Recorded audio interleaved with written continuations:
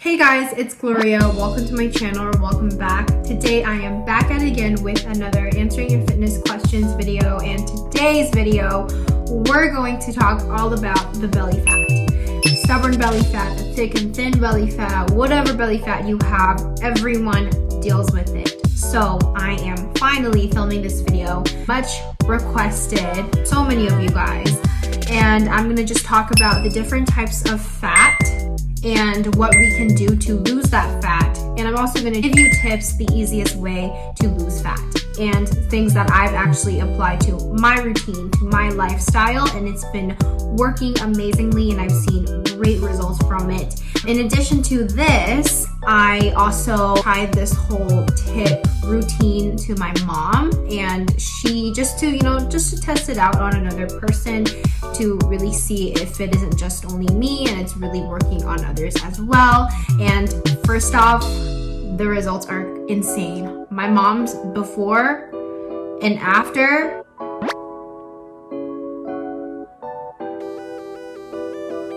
like, I'm so happy about it and very excited to share you guys this tip because it's worked on me, it's worked on my mom, it's going to work on you as well.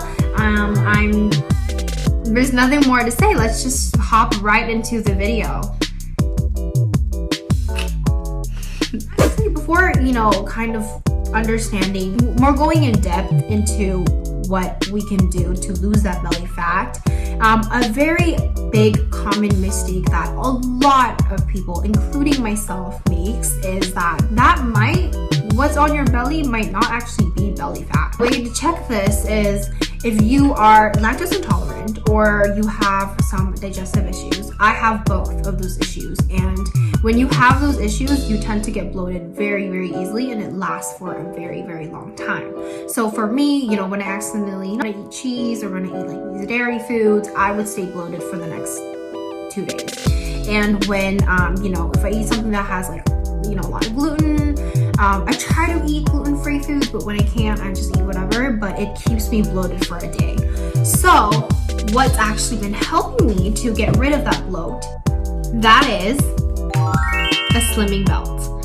And I actually have very difficult digestive issues, and I'm also lactose intolerant. So whenever I have, dairy foods, or when I have like foods that have a lot of gluten, it's very hard for me because my whole stomach would be super duper bloated even till the next day. And for me, my bloat usually tends to last for like 2 to 3 days at most. And knowing that I have this slimming belt, that I could always use this before I go to sleep, my stomach would be completely back to normal and debloated the next day. So it gives me a lot of comfort, and it makes me really happy because I don't have to worry about, staying bloated the entire day if I have a very important event, which I don't because it's COVID times and I can't leave the house. But it helps me a lot. Before I get, into too much depth and talk about all the benefits for this amazing product, I just want to say thank you so much for Always Massage, for, reaching out to me and partnering up with me, because I truly feel like I found the product. It's really been helping me with my bloating issues, and I can never be more thankful. And my mom has also been using this for 2 weeks, and this is kind of like her before and after. And this is not exercising, not even a single bit, not even walking, and this is only based strictly on this product, and also taking in consider of my tips that I'm going to give you later in the video. So what this massage basically does for your stomach is that it helps with helping your digestive issues, but it also is great in firming the abdominal area, and it improves blood circulation.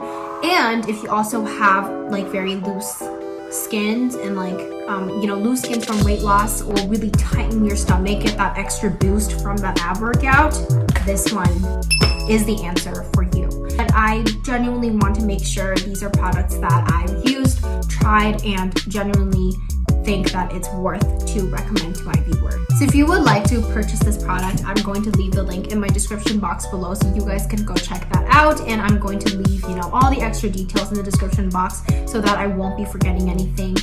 So there are 2 different types of fat: visceral fat and subcutaneous fat. And visceral fat, usually when you have visceral fat on your stomach, it means that your whole stomach is sticking out like so. and it's kind of harder to grab the rolls because it's overall sticking out like that. That's why this is kind of the belly that a lot of people would call it a beer belly.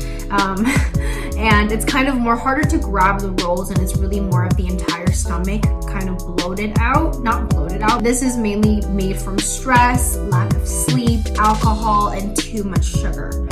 And the other second type of fat is subcutaneous fat. And this is the fat that most people tend to have. And this is the fat that I've also had to deal with. And to tell the difference between these two different types of fat is, one, again, the visceral fat.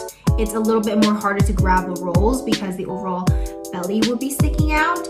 But if it's subcutaneous fat, it's a lot easier to grab the rolls, and the rolls would be pretty thick. So when you grab it, usually when you worked out a lot, you know, if you see someone that's like super ripped, and when they like sit like this and their rolls are kind of sticking out, their rolls just tend to be more thinner, and they are more like skin type.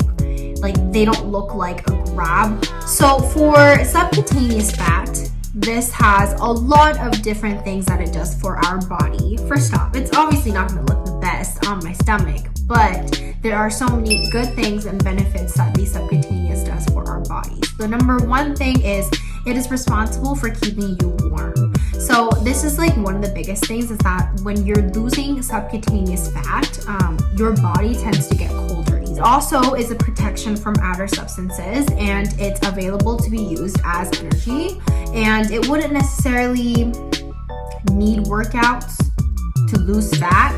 Subcutaneous fat can be easily changed just by eating differently, just by your diet.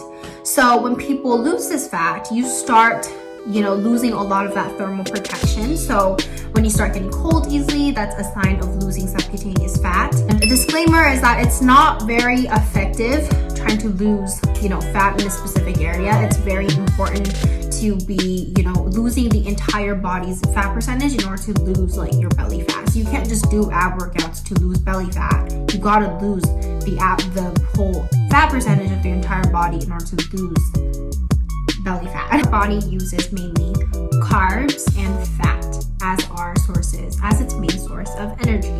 So when you are naturally eating less carbs, obviously your body only has the fat to deal with, and it's going to be naturally using the fat as its main source of energy. So that's why these diets. Another important thing is that in order for losing the belly fat, especially the belly fat, diet is just so crucial. You can never just do ab workouts and eat whatever you want and expect that your belly fat is going to be gone, because belly fat has a very high correlation with your diet. So let's just kind of rewind back to the definition of carbs. What is carbs? Carbs is made of sugar molecules. And the reason we need to eat lower refined carbs is because these foods have very high sugar, like donuts, chocolate, white bread, white flour, white rice. Instead, you have to try to replace these foods with, lower carb foods and like not refined carbs.